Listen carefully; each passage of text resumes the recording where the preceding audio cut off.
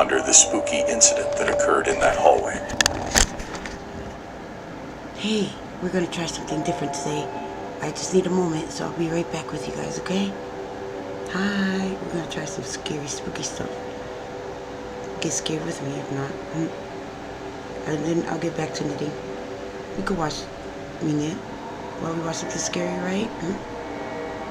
Alright, see you soon.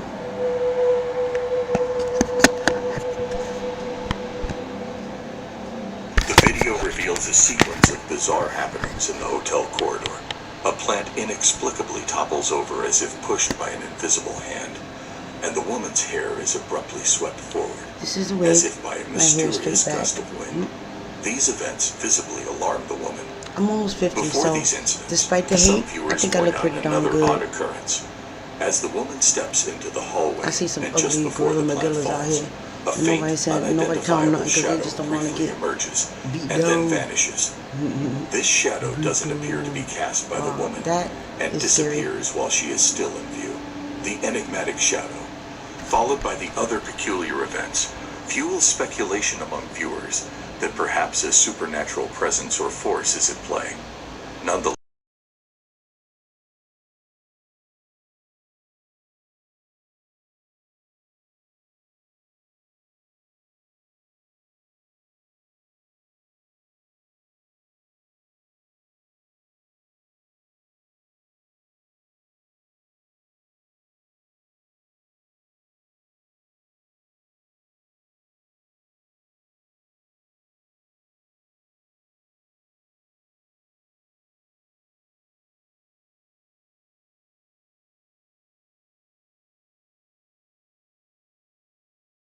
investigation at North Country Brewing Pub in Slippery Rock, PA, known for its ghostly tales.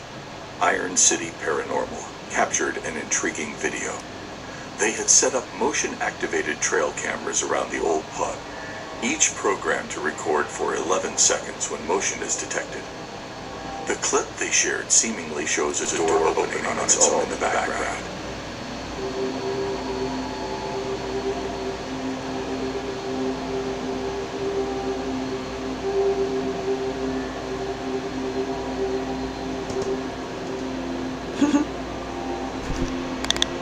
The investigating team assures that none of their members were responsible for the door's movement.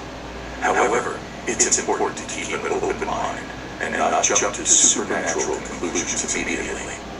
This occurrence certainly How adds about to the I'm mystery just of the gone? place. Forget that. Be right back.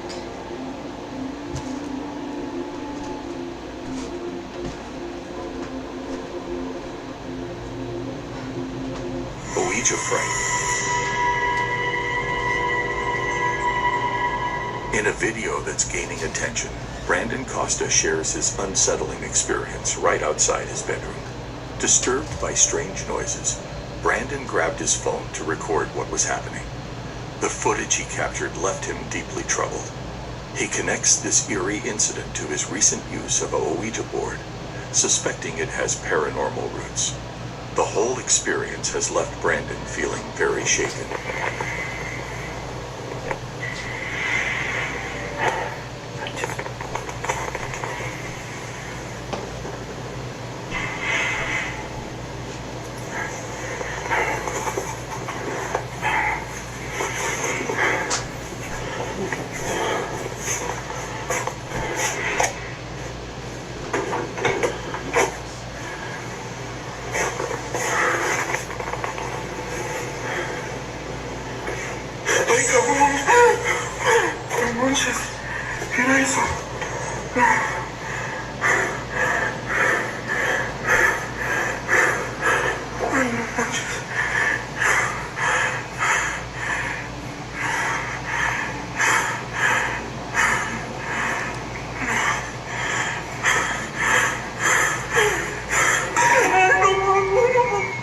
A particularly chilling moment is captured.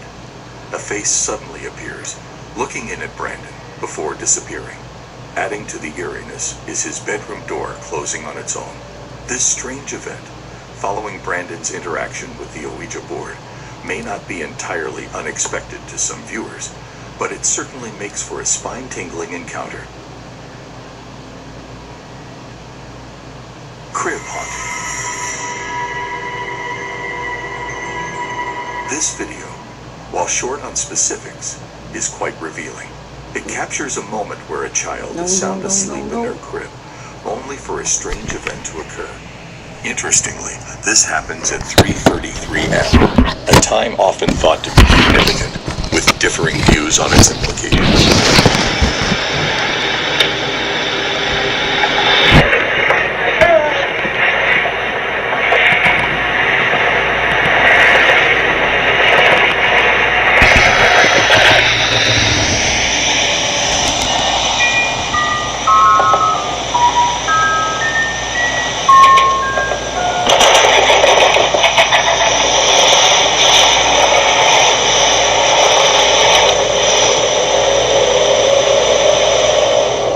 We see the child abruptly wake up, stand up quickly, and stare intently at something unseen in the darkness. Then, unexpectedly, either a toy or a music box begins to play by itself, adding to the intrigue. The crib starts shaking without visible cause. The video ends without offering any explanation, and its origin is unknown. This leaves viewers to ponder and decide for themselves what might have happened that night. Creepy campfire.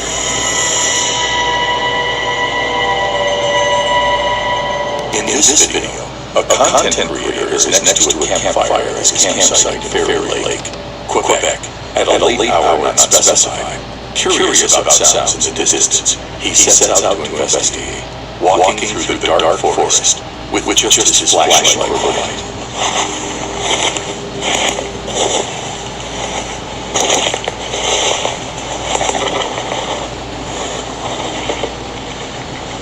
Let's see how this place looks like under the lights. Pitch black. Nice being out here. This is one of the creepiest forests I've ever been. I'll be spending the night here. I'm not sure if you guys have ever seen the Blair Witch Project, but this is just giving me Blair Witch Project vibes. Soon after, he comments on the resemblance of this scene to the Blair Witch Project. And then something unexpected happens.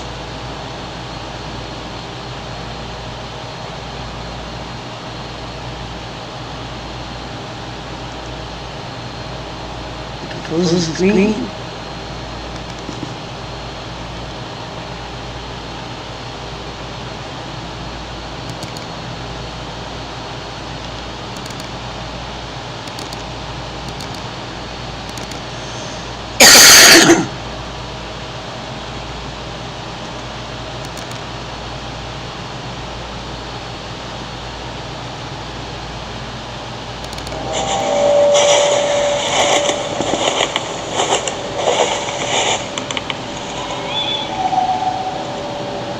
Fuck.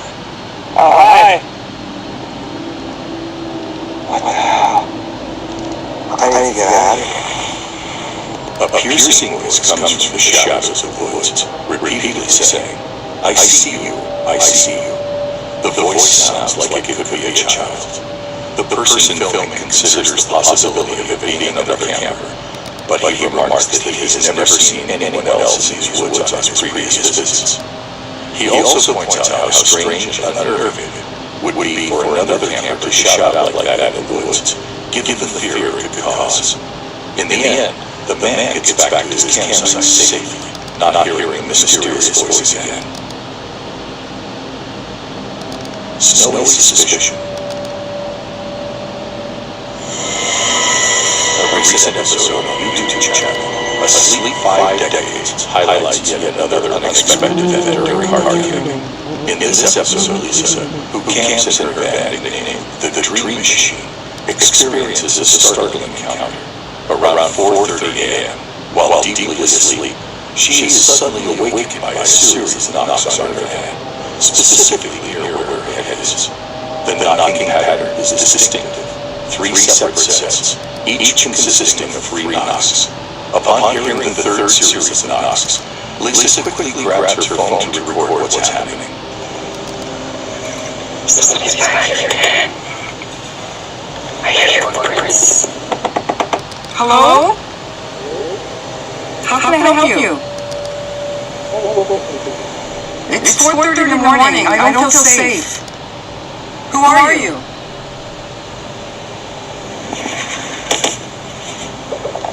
The person outside the vents heard saying, I have a question for you. The notion of someone approaching a woman's bed in the early hours of the morning, knowing she's inside, and saying this is quite alarming. Lisa cautiously looks out from her van and spots a car with its headlights on, parked a distance down the road. This car likely belongs to the person knocking. So I quietly got up and I went to the front and peeked out and parked way up on the drive. All I could see is like headlights, and then they backed out and went to the left. The video shows the uncertainty of whether anyone else is in the car. The next morning, Lisa finds large footprints in the snow right outside her van.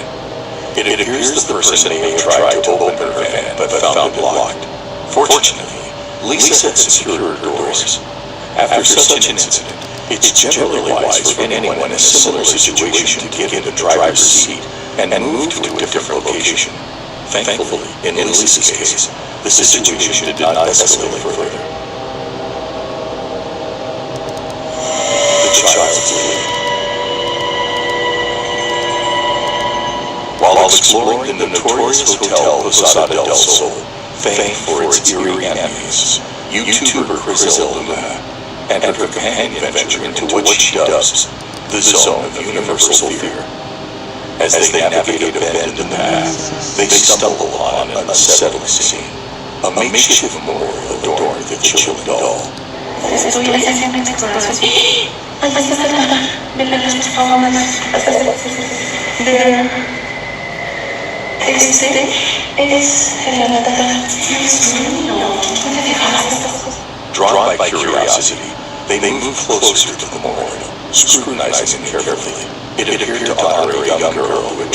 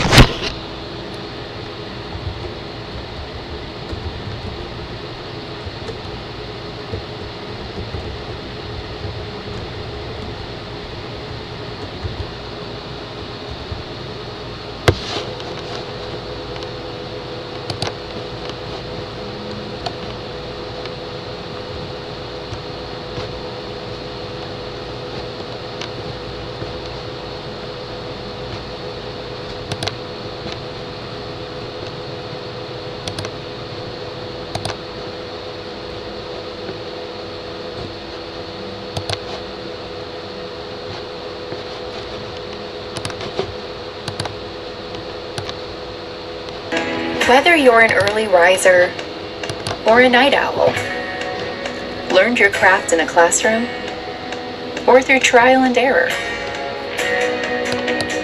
your dedication sets I'm you Ryan apart. McCarran. I'm the climate policy advocate. Spend your time on Kansas City, Kansas residents have higher rates of asthma and other diseases due to the air that they are breathing. Clean Air Now deployed our own community monitors because we wanted to show the people in charge that our air is not the same that others are breathing. Community air monitoring gives us the data we need to empower ourselves to change how policies are being written every day. Clean air is about justice and fairness. We deserve to thrive, not just survive.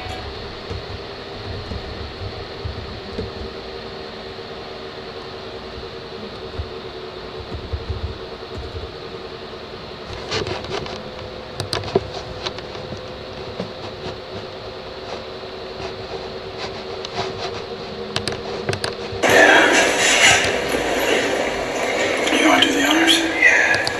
Well, let me get a shot of it. Alright guys, we're locking you in.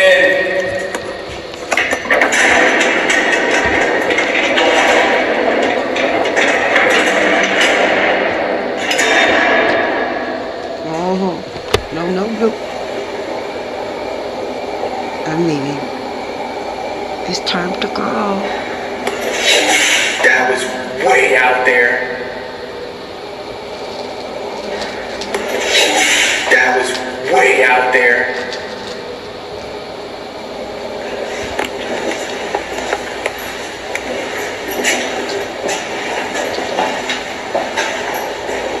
We just locked all the cells. What are you doing out?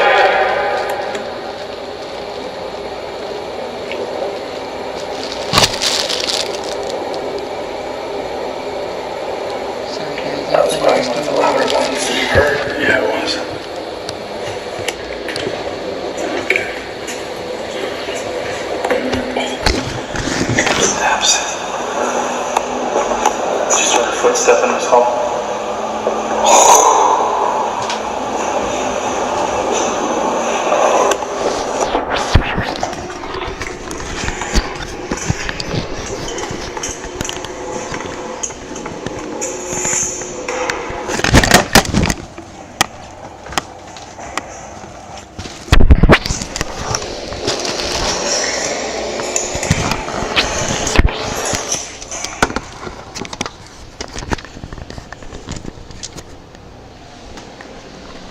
Alright, so we are in the execution chamber.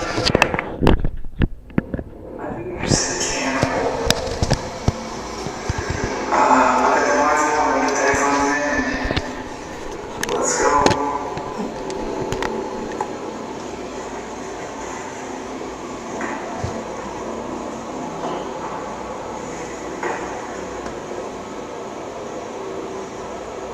How many spirits are in here?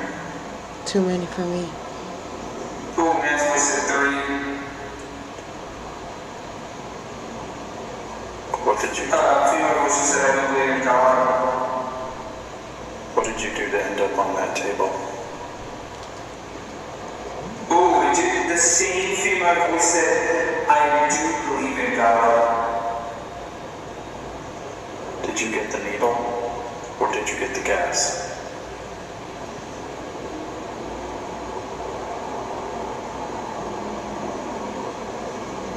I think I just saw a shadow right behind him, in the chamber,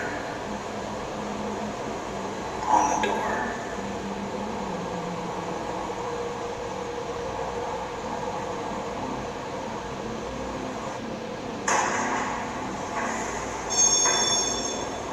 Yeah, that's his shadow. Tell me your name. I'm not telling you anything. Bye. I don't know why they're there. How old were you when you died? Too much information.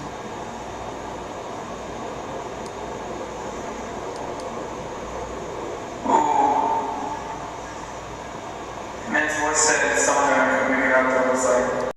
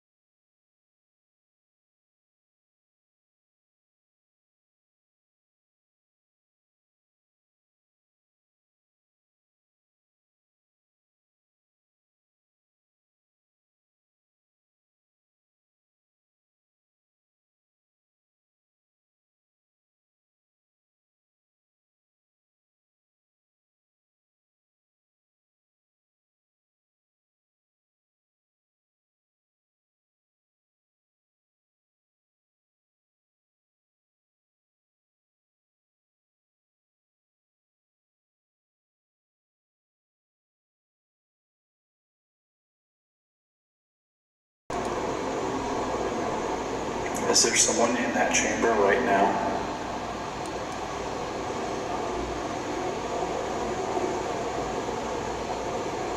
Maxwell said phone. The phone never rang. The governor did not call. You died. Maxwell said leave. You died in that chamber. Oh, bro, it's Maxwell said he died on Tuesday. Did you deserve to die?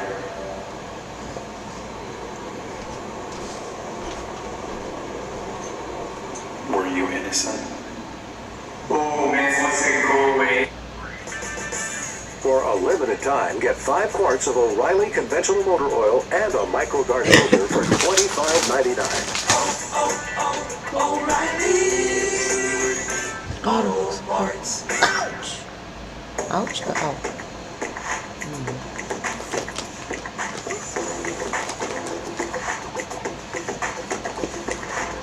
This thing is cool and rough at the same time.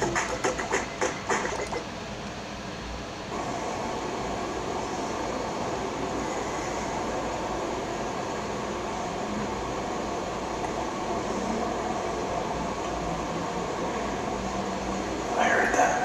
There was a noise out there.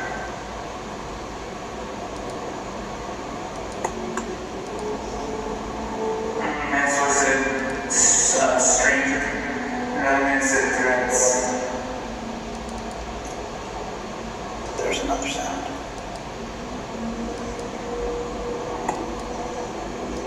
Is someone coming in here?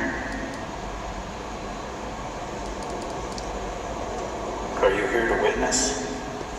I'm gonna take that outside, so I'm gonna take a break shortly. As you can see, I have to smoke my cigarettes. Would you ask? Well, might as well ask. Would you ask? Oh, you can't hear me. Oh, you could. So at the very end, I started hearing things out there. Anyway, this dude is supposed to have been Like footsteps. But, killed there or something like halfway through, like twice, there was a shimmer behind you at the doorway to the chamber. Did you hear that? Yes, it moved right next to us.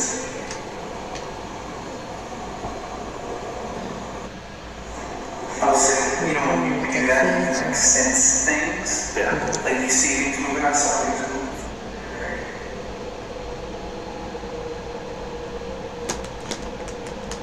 Alright guys, so unfortunately, we're not allowed in the actual chamber, the execution chamber. However, there are the tiny little holes that Jason and I kind of assumed that maybe that's where the tubes went in for the lethal injections. I've got a microphone that has a long cable. I'm going to just stick it down into that hole right there and see if anything, if we capture anything. Let's try it. That was weird.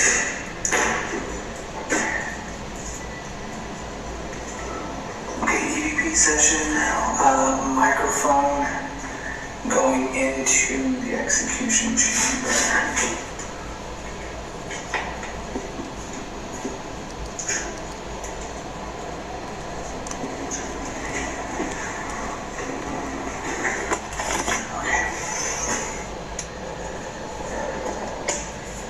Guys, I don't know if you can tell or if you can see it, but yeah, something's running down in here, but there's too much of a glare, you can't see all the way down.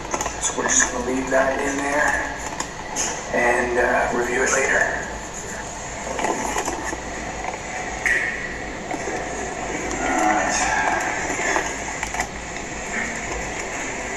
Alright, we're recording.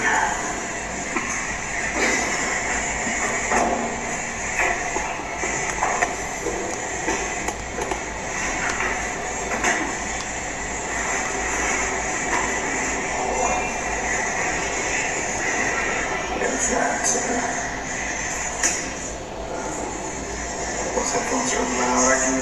Oh, they are super loud. I can hear them down. Yeah, I can literally hear it from here. Okay, here we go.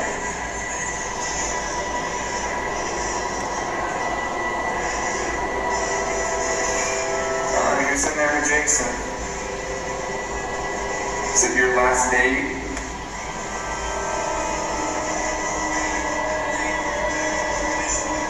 What did you want? What was your last meal request? That was weird.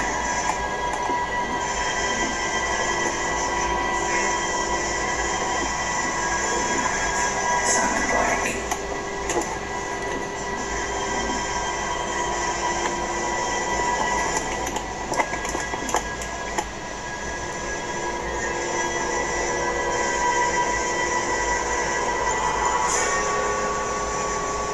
What day are you supposed to be executed?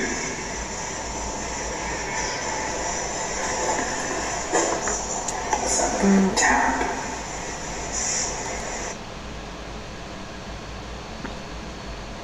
Let's see what else is going on. I'm bored. I'm not scary.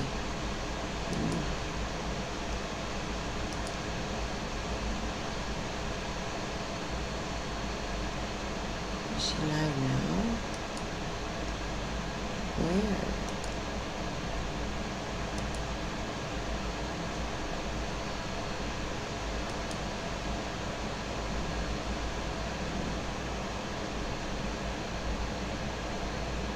For decoupaging, less is more. You don't need very much product. Just put a real light coat on and then just place your napkin down exactly where you want it. Tap it down with your fingers to get all the bubbles and wrinkles out and just have fun with it. And look how cute this turned out. Just blended in perfectly with that graphic, and the lid just finished it off perfectly. Today we're going to do some DIY stained glass or color tint or dye some glass jars and bottles. This is what you're going to need to do the project. I've got some paper towel, some tinfoil lined cookie sheet. I've got some skewers that I broke in half, so I just need the half of them. Some little plastic jars to mix our solution up in, and assorted glass jars, and some food coloring. I'm using some gel food coloring. You can also use the liquid also. And this one's nice because it's already in pre-mixed colors. And some Elmer's school glue. I love doing these glass jars in all the different colors. The first one I'm going to work on is one of these mason jars. You want to make sure you have an area where you can keep everything kind of neat and clean because it will stain with the food coloring. So I have a piece of tin foil, and then I'm just going to put a piece of paper towel on top of it so when we drain it out, it can catch onto the paper towel and not make a mess. I'm going to be using the Elmer's school glue. Now there isn't really an actual measurement to this. You just kind of want to mix up enough that you think is going to be good for your project. And when I'm using the school glue, I don't like to dilute it with any water. I find it sticks to the jar better without it being diluted. If you're using Mod Podge, which also works perfect for this project, you might want to kind of water it down a little bit because I do find that it is a little bit thicker and doesn't run as well over the bottle as the Elmer's glue does. So I'm just adding my food coloring until I get the desired color that I want. You want to make sure that you're using quite a bit. You want quite a dark color because as this dries, it's going to lighten. So by making it darker, you'll know that you're going to have it a bright color when you're finished this project. So I'm going to add, I think, a little bit more. And you just kind of do it until you're happy with the color. And all of this food coloring is just in my craft room. I don't use it for my cooking. It was just bought just for crafts. Okay, so this is a really good color, nice dark blue. And now we're ready to put it in the jar. Now while you're mixing up this color, you can preheat your oven. We're going to preheat the oven to 175 to 200 so it's nice and hot and ready for when we're finished with these jars so we can bake them. And I'm just going to dump the mixture right into the glass jar. This is really a simple, easy DIY, and it creates beautiful tinted stained glass, and you can do it in all kinds of different colors for every season, and they look perfect. I need to find the best way to learn math and science. It's brilliant. Whoa. Here's a new way to learn math, science, and computer science that's fun and interactive. On Brilliant, you'll learn by seeing concepts visually and interacting with them, not just by watching videos. Check out courses.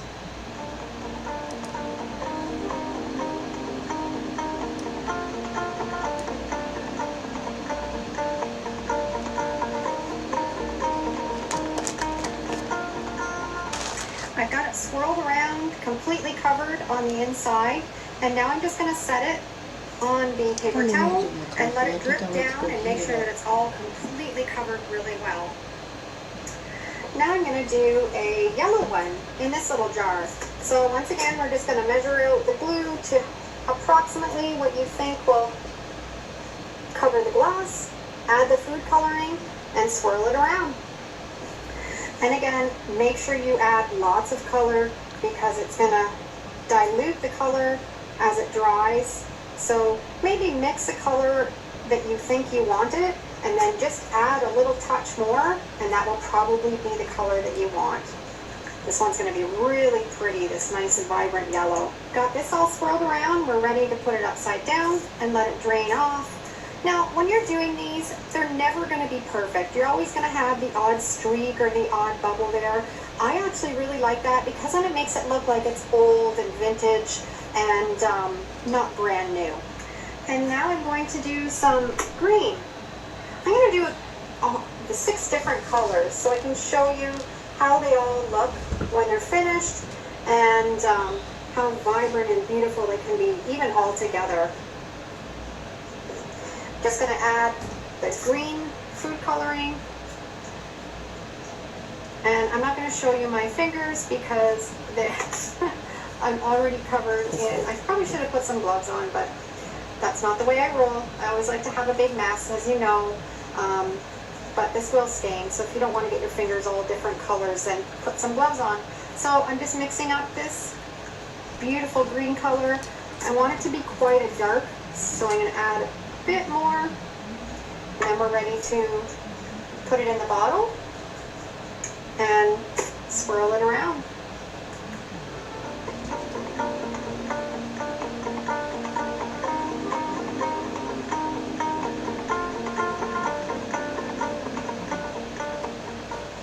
And the green one's done, and I'm just going to put it upside down and let it drain also. I love this little bottle with the cork, and I think I want to make it amber. Awesome. So I'm going to mix up some brown and make a really pretty amber color for this. Dump in what I think I need for the project. Get a little skewer. Scoop it into the glue. And like I said before, if you have some Elmer's glue, you can use that. You can also use the Elmer's glue clear. It works really well. And you can also use Mod Podge.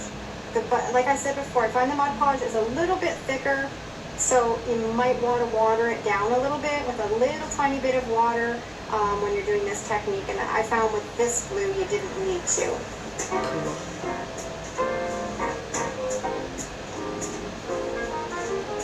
Awesome, she's playing with some music. Now I'm going to do pink. The nice thing about this set of all the different gel colors is they're already mixed into specific colors. If you're getting the little food coloring that has just the 4 different colors, you'll have to mix and match. Get your color chart out to mix the colors that you want. That's what I like about this one. This one's already mixed to pink and you can use it right away.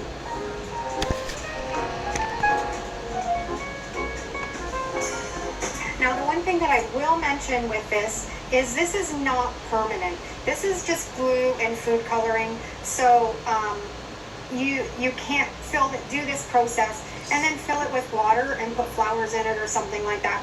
It'll just peel right off the jar. This is just for decor purposes only. And if you do it and you don't like the way that it turned out, soak it in some really hot soapy water and get a scrub brush, and it'll all come back and you can start from scratch again.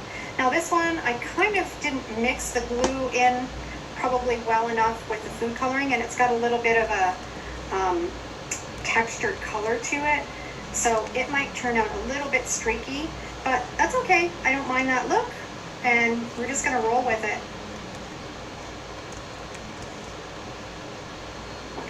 Last bottle, I'm going to do this one, and I'm going to do it in red, and I'm going to mix it all up, swirl it around, and then we'll be ready to put these all in the oven and let them bake.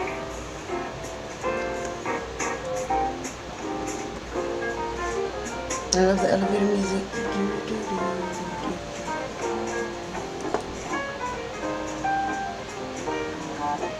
The other thing that I should mention before I put these in the oven is these have to be really super clean before you do this. If there's any grease or grime on the inside, the paint and the food coloring will not stick to it, and you'll end up having a blob in your glass where it hasn't attached. So give it a really good scrub in a soapy sink full of water, and even an alcohol wipe to wipe out the inside would help too. I've got these all done. My oven's preheated, and I'm ready to take it down and put it on the oven, and I can't wait to see how these turn out. And wearing gloves would have been a perk also. The oven is preheated to 175. I've put them on a tinfoil lined cookie sheet, and we're just going to leave them in there for about 5 minutes, and then we're going to rotate them over the other side, and we're going to just keep doing that back and forth until they're completely dry, and you'll know they're dry when they're translucent. Now they're all done. It probably took about a half an hour in the oven, and putting them up and down and reversing them every 5 minutes to get them dry. They all turned out really well, except for this blue one, and I think I know what happened. It probably had a little bit of residue on the inside, and it wasn't sticking, and you can see how it kind of bubbled up, and it didn't work. And sometimes this can be a little bit of a tricky process, so I just wanted to show you that not all the time does it always work out perfect, but I'm going to wash this one out and probably redo the glue over again, but the other ones turned out perfect, and I love them. And I'm just going to show you, you can see how easy it is to redo it. This kind of just peels right out, and you can retry it again. So I'm going to do this one again, but I'm going to make sure that I really clean it really well. I probably didn't use enough of an alcohol wipe to get any grease or grime. Maybe it had some sort of a greasy food in it before, and that's why it didn't adhere. But I just want to update you guys on that in case that does happen to you. They're all finished, and I love them, and probably the amber is my favorite color. Let me know down in the comments which one's your favorite. I got 3 upcycled glass bottles and jars that I've saved, and I'm going to show you how I paint them with no chipping, no peeling, and it works fantastic. I've scrubbed these all in hot soapy water down in my kitchen sink, and now I'm going to wipe them down with the rubbing alcohol. This is so important because a lot of these jars have greasy food or residue on the inside and the outside that will prevent the paint from sticking. Don't skip this step. I'll check if I muted it. Make sure. Now, this is a step that I've just recently added, and I find it makes a really big difference. You can just paint chalk paint on your glass jars, and it sticks really well. Never had a lot of problems, but if you want it to really stick and have absolutely 0 problems, I like to use either a flat white spray paint, or if you have any spray primer, this works even better. Give it a little tiny spritz. You don't need to cover your whole jar. Just give it a spritz, just enough, just to give it a little bit of a coat, and that's a fantastic base to start your painting. I'm going to take this out to my shed and give all 3 of these a little spritz. I've taken this outside and to my shed, and you can see I've just given it like a really light spritz. You don't need very much. It doesn't have to be covered completely, just enough for the paint to adhere to it. Inside or out? We're now ready to start painting. I am just using my homemade white chalk paint. I'll put a link down below in the description so you can make some for yourself. I find it works really well painting glass. I'm just going to do the bottoms first, and then we'll paint the sides. Our bottoms are all dry. Now we're going to use our brush and paint on a good coat on all the bottles. You don't want to put it on too thick. You want a light coat, and this little chip brush works fine for this process.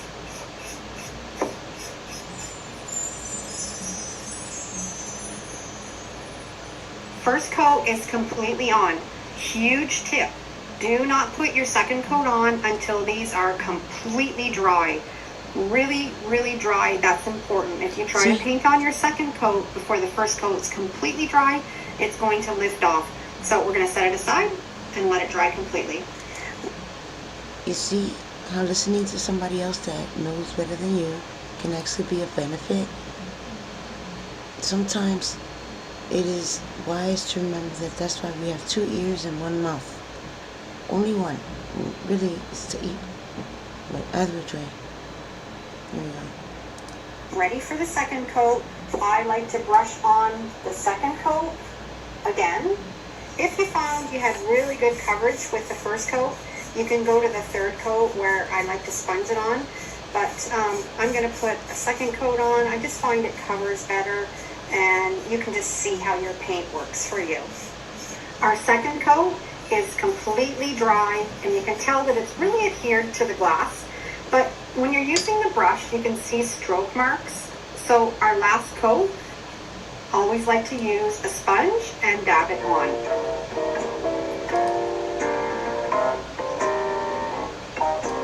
Our coat that we put on with the sponge is all completely dry now, and as you can see, I'm scrubbing really hard. This is not coming off. It bonds really, really well. That's how easy it is to paint glass and have it look nice and smooth and ready for your DIY project. This is such a fantastic technique because it works on clear glass. A lot of transfer methods don't work well on clear glass, and when you try to do it, they rub off. You just don't have really great results. With this method, it works fantastic. For this technique, you're going to need this paper that's shiny underneath. I found these label sheets at the thrift store. They work fantastic. You can also use address label sheets. Take off the stickers. That's what we're going to use. I am now going to go and upload my image that I want to use into Google Docs, size it. This is your brain when you're struggling to focus. And this is your brain when you're in the zone. But getting in the zone and staying there, that feels more like luck than something you can control. So that's why we made Brain FM. It's like a do not disturb setting for your mind. And it gets you focused. Print on the shiny side. Now this technique will only work with a laser jet printer. You won't have very good results with an inkjet. I've printed it off, and now we're going to use clear shelf liner that you can pick up at the dollar store. Now we're going to cut the graphic off that sheet of paper a little bit bigger than the actual size of the graphic, and make sure that you're not touching the ink because it will rub off. And then cut a piece of that shelf liner the exact same size as that transfer. I have 3 projects in this video using this technique, and make sure you stick through right to the end because they all turned out absolutely adorable. Peel off that shelf liner and then really carefully center it over that graphic, making sure not to move it. You only have one chance. Lay it down, flatten out all the bubbles and wrinkles, and then I like to use my Cricut scraper, or you can use some sort of a credit card, and really press that shelf liner right into that graphic. Once you've really got all the bubbles and wrinkles out of it, you're going to trim around the edges, and then we're going to prep our project. I like using some rubbing alcohol. This is just a candle that I found at the thrift store. It hadn't been used yet, so it was brand new, and it's in that clear glass jar. Now comes the magic. And you've peeled that shelf liner off that piece of paper. The graphic stays on it, and you have created a transfer that you can put on any clear glass projects. And isn't this absolutely fantastic? And you can just imagine the possibilities. You can custom make these. I was thinking as I was making them how beautiful they would be for a wedding or baby showers or customized gifts for the holidays. Okay, for this transfer, I am going to do it on a wine bottle that I got out of my recycling bin. Same process. And now we're going to decoupage some napkins around that graphic. How pretty. And then we're just going to set it aside and let it compose.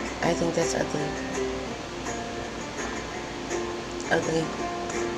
That's ugly. No, it looks, I mean, she got the look she wanted.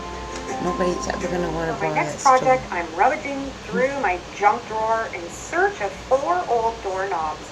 I have this wonderful idea to repurpose them along with a piece of salvaged wood into a fun DIY coat rack. Interestingly, these doorknobs were given to me by a friend who knew I could create something beautiful with them. So here's my take on it. To start, I'm sanding down that salvaged wood using a 120 grit sandpaper to remove all of that outdated varnish. I always ask my friends to save unique items instead of throwing them away. They know I love upcycling and transforming discarded items into something beautiful, and it's my way of reducing waste and avoiding filling up landfills. Instead of burning or wasting these items, I'm giving them a new life and purpose. Did you know you can create a cost-effective wood stain by just mixing instant coffee with hot water? It's a simple solution that works wonders for staining your DIY projects. Try it out and you might be amazed by the results. To attach the doorknobs to the piece of wood, I'm going to be using a product called JB Weld Steel Stick. It's a putty that you mix together, and once it hardens, it provides a secure bond. I also have double-ended screws that are going to fit perfectly into the doorknobs. Here's how it works. I'm going to quickly mold that steel stick, ensuring it's a consistent color and blended in and mixed well. Then you're going to insert it into the bottom opening on that doorknob. After that, I'll place the screw into the putty, and as it dries, the putty will act like cement, permanently fixing that screw to the doorknob. And this is going to allow us to securely attach those doorknobs to that salvaged piece of wood. Guys, I know nothing about lighting.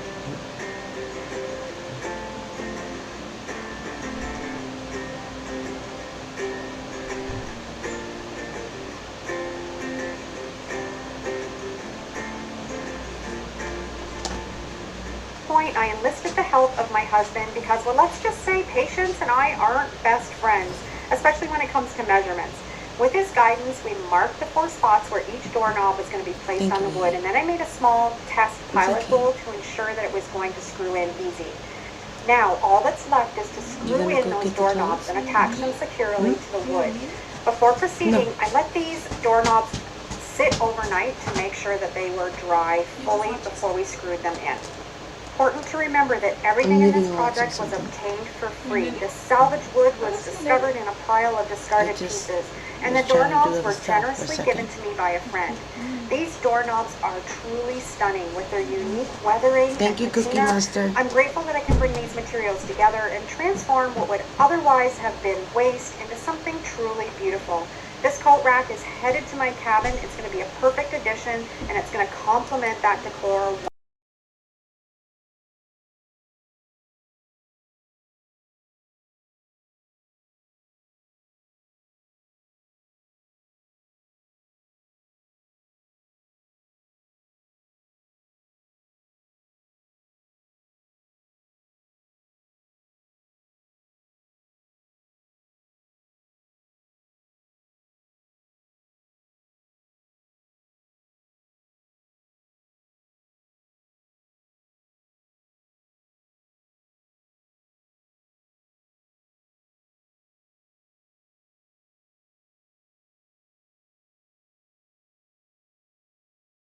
Try to recreate that red, and I had this red in my cabinet and it matched pretty good. So I'm going to paint all of those wooden steps with the red paint. For the frame of this step ladder, I had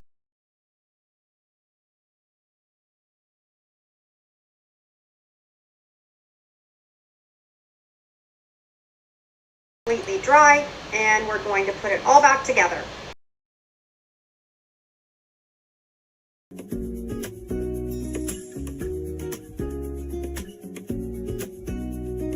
And here's how I upcycled it. A beautiful spot to keep some of my potted plants. Awesome. Thrift Thrift stores often have an overwhelming number of picture frames, and it can be a challenge to find the perfect one.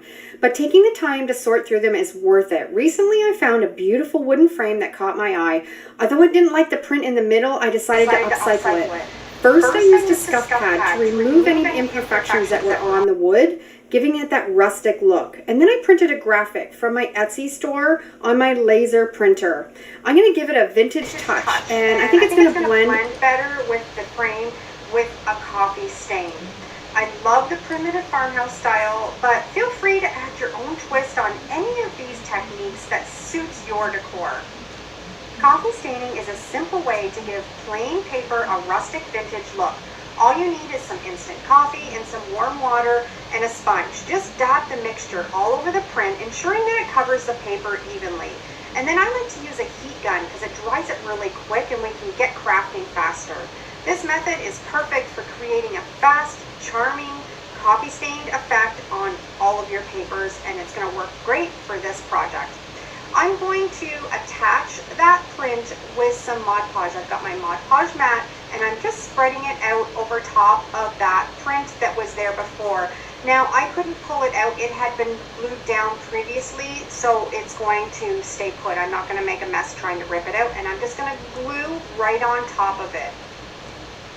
And if you don't have any Mod Podge in your stash, you can make some homemade Mod Podge. I have a fantastic recipe for that. I'll put the link down below in the description, or you can just use any type of crafting glue. And then to finish it off, I want to seal it up again with that Mod Podge mat. And I'm kind of stippling it on because it gives that old look to the paper, like an old oil painting. What a fantastic thrift store find at such a reasonable price. I might have overlooked it if I hadn't caught my eye amongst all of the sea of frames. So take your time, look through the frames, and you might be surprised what you find. I love this one. What do you think? I think it's awesome. I came across these wooden pieces at a yard sale actually, and I think they were probably meant for a wooden crate. It would be the end pieces that you hung onto. However, I immediately saw the potential for them to be transformed into cutting boards, and since my cutting boards sell really well, I grabbed them all. I'm going to start by coffee staining them, which I love because it's affordable and easy to mix up. And then I'm going to make them food grade and safe for kitchen use. I'm going to use some butcher block oil. It's important to thoroughly clean and sand them before applying the coffee stain, and then once they're sealed with that butcher block oil, people can confidently use them in their kitchen if they decide to purchase them. So don't forget to check the tool section at the thrift store for scrap wood pieces like this, or when you're out yard sailing. You might find some hidden gems. These wooden scraps won't last long because they have great potential for various DIY projects, so keep an eye out for these as they tend to sell. I stumbled upon poor little Josh's toolbox tucked away in the back corner of the thrift store surrounded by tools. It immediately caught my attention and I knew I had to bring it home. However, I had to give it a personal touch and make it fit my decor. So I grabbed my 80 grit sandpaper and I gently sanded that entire toolbox to remove all of the lettering. After sanding down all that lettering, I rummaged through my paint stash and I found a red paint that actually matched almost perfectly with the existing color on the toolbox. I felt like it was fate, as if the project was meant to be. I applied a light coat of that paint all over the toolbox to blend everything together seamlessly. While thrift store shopping, remember to pay attention to the items that may seem outdated or easily overlooked. This little toolbox had likely been sitting there for quite a while, just waiting for someone to give it some love. With just a little bit of paint and some sanding, I transformed it beautifully. It's amazing what a small effort can do to breathe new life into neglected items. Instead of using this toolbox as intended, I'm going to give it a twist and turn it into a towel holder. I'm going to attach some sawtooth hangers to the back and making sure that they're even and level, ensuring that they're positioned just right. And with a few screws, the hangers are going to be securely in place. I don't think so. No, no, no, no. I don't think so. No, no, no, no. It's never, ever, ever, ever, ever, ever gonna happen. I don't think so. No, no, no, no. I don't think so. No, no, no, no. It's never, ever, ever, ever, ever, ever gonna happen. I don't think so. No, no, no, no. Maybe someday you'll have it your way. Maybe someday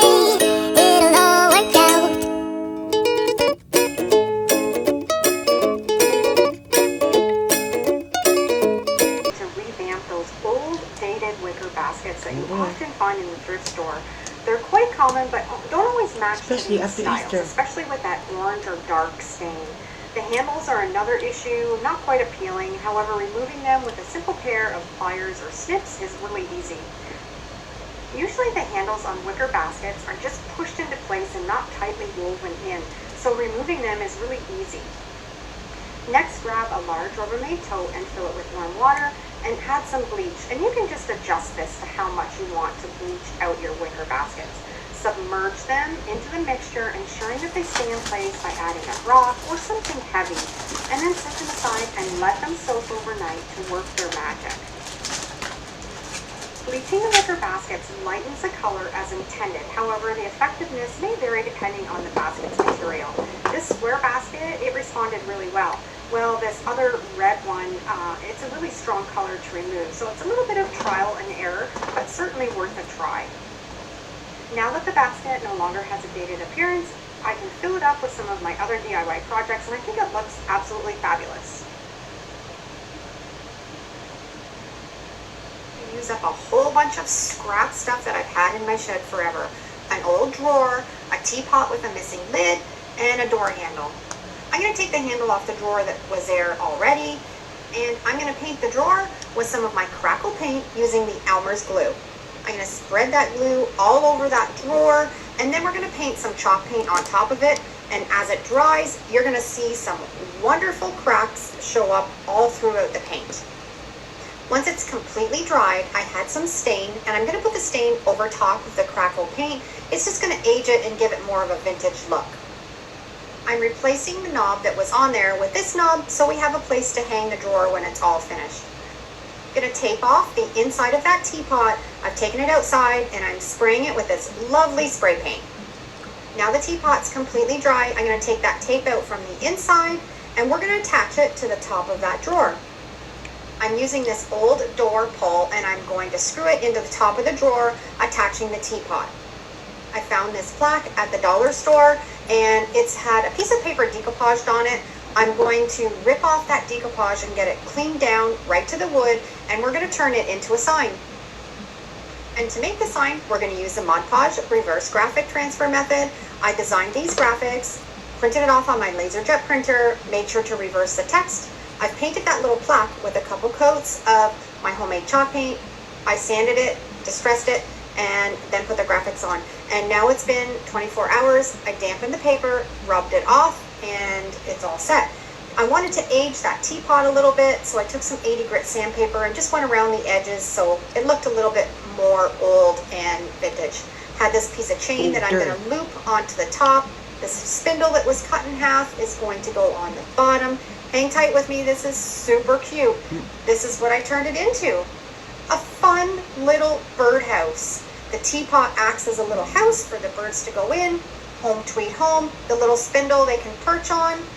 How cute is that? This project, I had this old rusty toolbox in my shed forever, full of little bits and pieces. I cleaned it out because I knew what I wanted to use.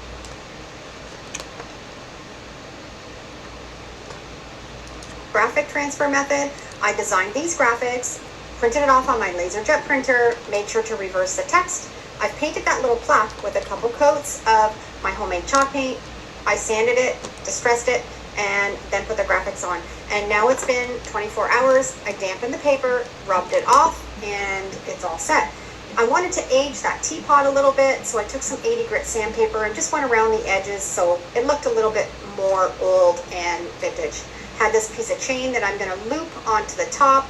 This spindle that was cut in half is going to go on the bottom. Hang tight with me, this is super cute. This is what I turned it into. A fun little birdhouse. The teapot acts as a little house for the birds to go in. Home tweet home. The little spindle they can perch on. How cute is that? This project, I had this old rusty toolbox in my shed forever, full of little bits and pieces. I cleaned it out because I knew what I wanted to use it for. I went to the hardware store, got some small nuts and bolts because I'm going to attach some brackets onto this toolbox. I drilled 2 holes in each side to attach the brackets, and then we're going to use the nuts and the bolts to attach it. I also put 2 holes in the bottom of the toolbox in case it ever gets any water or anything in it, because I'm going to put this outside so the water can drain out. I'm going to clean it up really well, take the sticker off that was on it, put a couple holes in the back so we can attach it to my shed. I've put a block of wood on my shed because we want to be able to open up the door of that toolbox when it's mounted and there's enough room at the back. And this is what I created with 2 brackets. I attached the toolbox, and now I have a catch-all toolbox on the outside of my shed for all of my gardening tools. This poor little vase has been in my shed for probably since last Halloween. I painted it orange. I'm not liking it right now. I had this cement color oops paint that I found at Home Depot. I turned it into some sand paint, and I'm going to paint over that orange paint with this gray sand paint, and it almost gives it a cement look. So I've turned this orange little pot into this beautiful cement looking planter for my patio. No. This is adorable.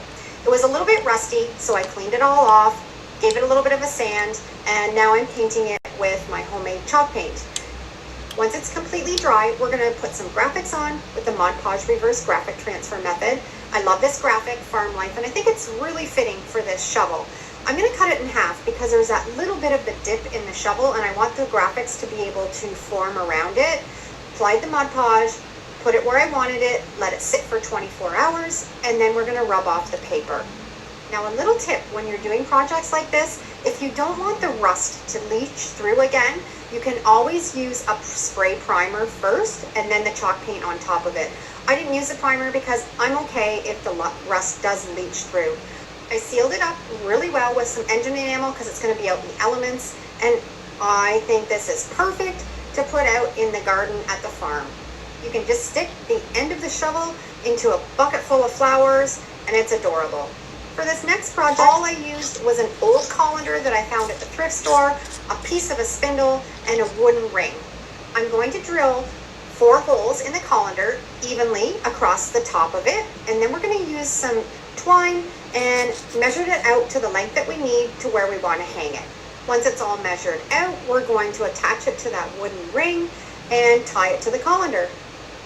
I wanted to give it a little bit of character, so I drilled a hole through that spindle, had a piece of wire, and I'm going to attach it to the bottom of the colander. So I've taken a colander and a spindle and a little bit of twine, and I've made it into a really adorable plant hanger that you can put on your porch, and the little dangly spindle on the bottom finishes it off completely. Another thing that I always save from the scrap metal bin are ends of rakes. They turn into really great projects to make into coat hangers or to hang jewelry from. And this one I'm going to put together with a bunch of scrap wood. I had this piece of wood, I think it came off an old antique table. I sealed it up with some penetrating oil, and I had this old chippy piece of baseboard that I'm going to add onto the bottom. I sealed it up with some matte polyacrylic sealer so the paint wouldn't chip off anymore. Put on some Gorilla Glue, and I'm going to nail it onto the bottom of that piece of wood. Now, I have no idea where this little bracket came from or what it was off of, but my rake fit perfect into it to hang. So I'm going to screw it into that piece of wood, and then we're going to put the rake into it, and it'll hold it in place. And this was what I was able to create with a bunch of junk. An old rake, a piece off of a table, an old piece of baseboard, and it's a beautiful piece to hang in an entranceway to keep your keys, or you can keep it in the kitchen and hang some utensils on it. It's gorgeous.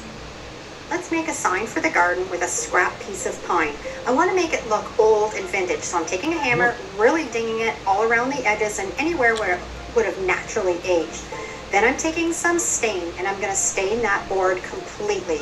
It's going to soak into all those little nooks and crannies that we created with the hammer. I just love being able to take a new piece of wood and make it look old and vintage and rustic. Next, we're going to put on a coat of black homemade chalk paint. All these steps might seem like a lot of work, but in the end, it's taking a plain piece of wood and making it look more authentic and making it look better when it's turned into a sign. We're now going to do a crackle paint technique on this. I'm using my Elmer school glue, and I'm pouring a generous amount on top of that paint after it's dried. We're going to spread that glue all over that piece of wood. And then once we have the glue spread out, we're going to let it sit for about a minute. We want it to start to get a little bit tacky. It's all ready now. We're going to take our homemade chalk paint and in long strokes from one end to the other, we're going to paint on top of that glue while it is still tacky. And you'll see as that paint dries, it's going to create a crackle finish that looks fantastic and authentic and old. It's completely dry now. I'm going to sand around the edges and we're ready to turn this into a sign. I've printed my graphic off on regular computer paper, sizing it to my project, and then we're going to apply it onto that wood with some Mod Podge. This process will also work with an inkjet printer. I have lots of tutorials comparing the inkjet against the laser jet on my YouTube channel. You can check that out if you want. You're going to put a light amount of that Mod Podge over the graphic. This product that I'm using is exactly like Mod Podge. I couldn't find Mod Podge when I was looking for it, and this works just as well. I bought this one at Michael's from Deco Art. Michael! You have to make sure when you're doing this technique that you reverse your text. If you don't, when you make your sign, your letters will be backwards. It's 24 hours later. I let it dry completely, and now I've got a rag with a little bit of water on it, and I'm dampening the paper so the graphics just start to show through. And then I'm using my fingers and we're rubbing away all of that paper. And as we do that, the graphics are going to stay on our sign, the paper is going to rub off, and it's that easy to make a sign with Mod Podge. I'm going to hang this out in my garden, so I need something to hang it from. I'm drilling a couple holes in the top, and I'm going to put through some twine, tie it nice and tightly, and then we're going to seal it up with some polyacrylic sealer. This is an outdoor formula because it's going to be out in the elements, and I want my sign to last for a long time. If you're making signs and they're going to be inside, you can buy the water-based polyacrylic sealer for indoors and it works perfect. So that's how easy it is to create your own signs with a little bit of Mod Podge, computer paper, and a piece of wood. What do you think? Awesome. This might be one of my favorite signs that I've ever made. I made this sign in one of my very first videos when I first started my YouTube channel, and I just love it, and I know some of you probably haven't seen it, so I wanted to share it. This is a piece of salvaged wood from a table. It's an actual table leg, and I'm going to decoupage a beautiful floral napkin onto it. A little trick when you're decoupaging and you're putting more than one napkin on, always like to rip the end that you're going to match the next napkin up with, and it just helps it blend in better.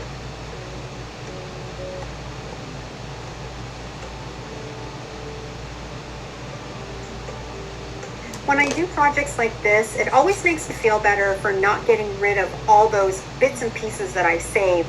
The table legs, the spindles, the old rusty bits and pieces, because one day I always put together something that's absolutely beautiful just from junk. Junk. From junk to treasure. Once it was all dry, I took it outside and I sanded all around the edges and got rid of all that leftover napkin, and it blended it in beautifully. And now we're going to seal it up with some outdoor polyacrylic sealer. And we're going to use the same technique again, the reverse technique. I use this, like I said before, for almost everything. It's so affordable and easy to do. It sometimes takes a little bit of practice to get the feel of rubbing off the paper, but once you get the hang of it, it works fantastic.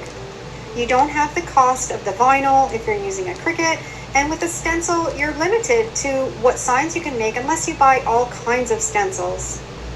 With this, you just download your graphic, print it, and make a sign. I want to hang my sign to the table leg. I've got these fence staples, you can find them at the hardware store, and this old chain, and I'm going to attach the two together. And the sign is all ready for the paper to be rubbed off. And we're going to seal it up with our polyacrylic sealer. I had two of these table legs. I made a vintage garden and the fresh flowers, and I absolutely adore them. That floral napkin looked perfect on the legs, and the signs finished them off. I've got a lot of signs that I'm showing you today because there's so many ideas of stuff that you can make for your outdoor decor or your garden. This one is made on a piece of pallet wood, and I'm going to make a flower market sign. I've sized the graphics to fit on this piece of palette wood, and we're ready to use the Mod Podge reverse graphic transfer method.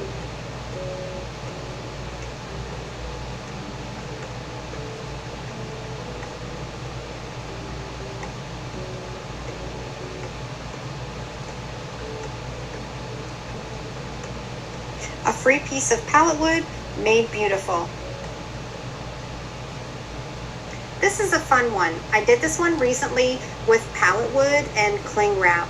And it's just a painting technique that's really great to do with kids and lots of fun. Get out all of your acrylic paint, all the different colors, and we're gonna mix and match. And we're just gonna drop paint here and there on the board. Doesn't matter, this is just for fun. And it doesn't matter if it's messy or if you get too much in one place and not enough in another. It'll all turn out perfect. And then you're gonna get a piece of saran wrap or cling wrap and lay it right into that paint. And this is where it's lots of fun with kids. Just let them use their fingers and blend all of that paint in together. And just keep blending until you get the color that you like. And when you're blending 2 or 3 colors together, you're making other colors. It's just so much fun.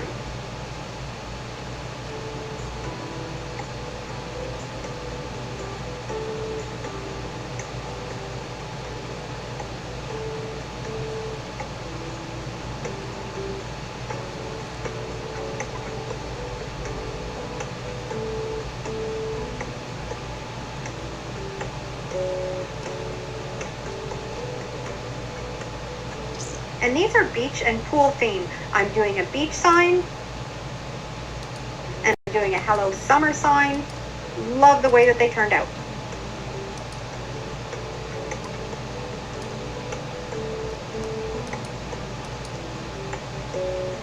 The first project that I'm going to work on is this pitchfork. I actually got this pitchfork quite a while ago from the dump.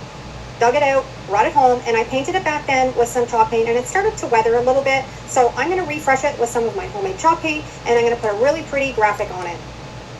Okay, my chalk paint has completely dried, and now I'm going to put this welcome graphic on it. If you've been following my channel, you know I love my Mod Podge reverse graphic transfer to put on my graphics, and that's what I'm going to use for this project. I've printed off this graphic on my LaserJet printer. Make sure you reverse your text if you want to do a project like this, just on regular computer paper. And all the graphics that I'm using today in all 3 of my projects are available in my Etsy store. I'm going to use my Mod Podge mat, and I'm just going to put a light coat over the whole graphic. Make sure you're covering the whole piece of paper, and then I'm going to flip it over and center it where I want it on my pitchfork, and then rub any wrinkles or bubbles out so it's nice and smooth.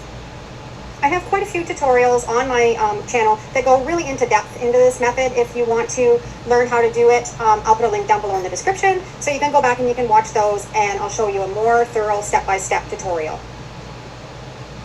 Now, my graphic has completely dried. I've let it sit overnight, and I'm just taking a damp rag and I'm just wetting that paper just so you can start to see those graphics through, and then I'm going to rub off the paper, and you're left with a really pretty graphic.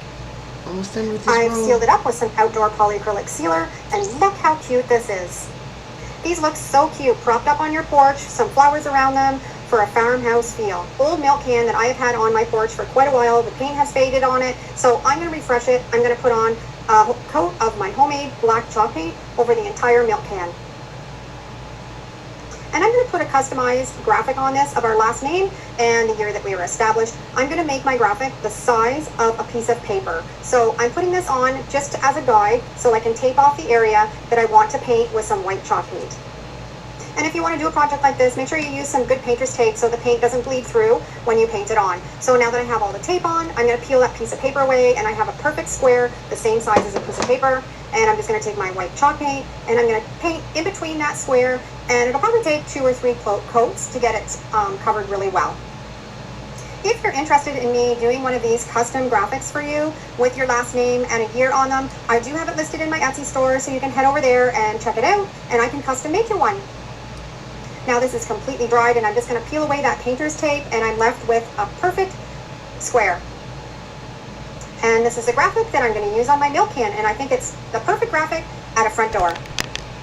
And again, I've put this in my Word program, sized it to the size that I want it, printed it off on my LaserJet printer on regular computer paper, and I'm going to use my Mod Podge mat, and I'm going to put it right in that painted square And then I'm going to flip it over after I got all the Mod Podge on, get all the wrinkles and bubbles out of it, and then I'm going to let it sit overnight and dry really well before I rub off the paper, and the graphics will be left on my milk can.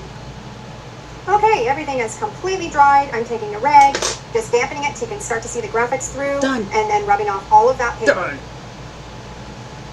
Now I wanted to show you, sometimes not all the graphics turn out perfect. I was rubbing this and a little piece of the G kind of rubbed away. So what I'm going to do, I'm just going to add a little bit of Mod Podge right on that black ink of where it rubbed off, and then press it down exactly where it goes on that graphic and line it up really well. And then I'm going to set it aside and let it dry really thoroughly, and it should fix itself and have that black ink transfer back onto that graphic on my milk can. I just wanted to show you that not every graphic that I do turns out perfect, and it takes a little bit of patience and a little bit of practice to get the hang of it. And even with me doing these graphics for a lot of years, I still have some that don't turn out perfect. But I love the way that this one turned out. It just kind of gives it that farmhouse feel and kind of rustic look. I'm going to seal this milk can with some polyacrylic sealer outdoor. You want to make sure if this is going to be outside in the elements, you're using an outdoor formula to make sure that it's sealed really well. I'm so glad I finally got around to kind of sprucing this milk can up. It's been sitting at my front door and it's kind of looked dingy, and it's one of those projects that I never really got around to doing, but I love it now and I can't wait to get it at my front door. Love the graphic also. Alright guys, I'm going to log off. I'm going to take a quick breather, quick, refreshments and everything. And if by chance I get a chance to come back, I will get back to you guys again. And I will be starting another scarf, as you guys see over here. I'm not shy in showing you guys. I have a whole bunch of scarf materials and a whole bunch of stored ups too. But anyway, these are readily available. So, God willing, after I powder my nose and get nice, whatever. Look, I'm sweating like a fat pig, okay? These lights are no joke. I don't know how Bollywood and Hollywood do this crap.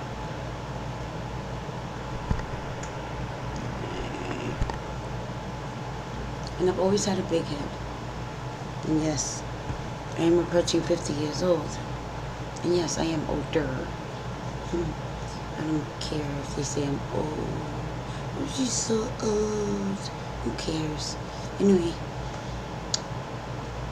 stay hip, stay awesome, stay great, stay trying, stay doing your best, stay avoiding the haters. See you soon.